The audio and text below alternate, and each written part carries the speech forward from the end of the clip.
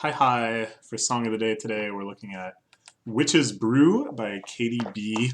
Katy B is a British pop sensation that you may or may not have heard of. She never really broke through to like the universal pop dominance tier where you just start knowing about them even if you haven't made any effort whatsoever to know about them.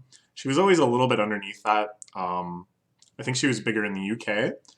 And I quite like kind of comparing and contrasting UK pop with American pop, especially like really kind of club pop.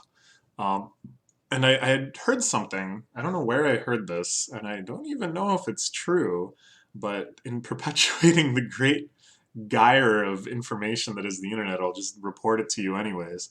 So, because of the different sizes in nightclubs between America and UK, where the UK usually has much smaller physical spaces, the sort of music that's popular and the way they master and produce their pop music is different. So that in America, in order to take advantage of the loud, the large room, you try to make your really bass heavy and your percussive elements really loud, which of course is also just essential for good danceable music. But in the UK, because it's like a smaller room, you can kind of have a more of a melodic and kind of like the mid to high emphasis where you can kind of put more interesting rhythmic things in that range and people will still be able to hear it while they're dancing in the nightclub. That makes sense, right? It makes sense, so it must be true. Anyways, so this to me, when I hear it, at the very least, I'm like, ooh, this is a very like British pop song. You know, it was like a very UK type club banger. But the reason that I know about it is not because I heard it in a club in London. No, it's because these elements also make it very, very suitable for an ITG song. So unfortunately, we're not going to actually listen to it because I'm so paranoid of copyright takedowns. But you can see here, you'll see very, very quickly that this is an incredibly hard song because they're stepping, they're putting notes to all of the kind of melodic rhythmic part, where over the verses, it's going like, well, I can't do it. No, it's too fast. Wait, can I do it?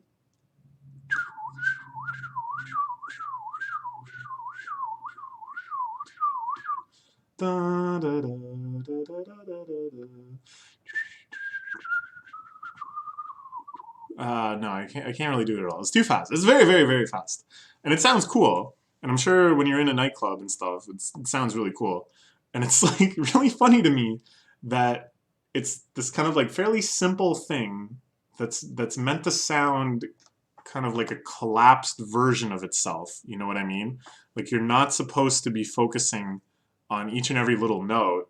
You're just supposed to see it as this kind of cool spell casting, cascading sound that's just kind of like really fast and hype.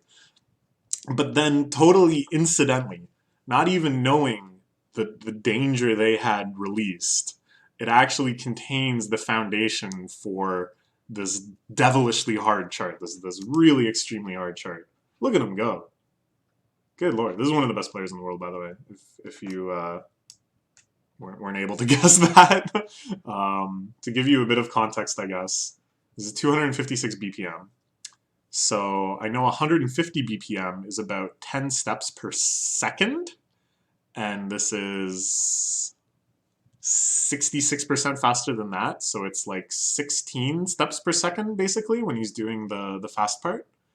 Look at him. He's getting ready. He's a scared person. And then you do that for, we'll see here in a second.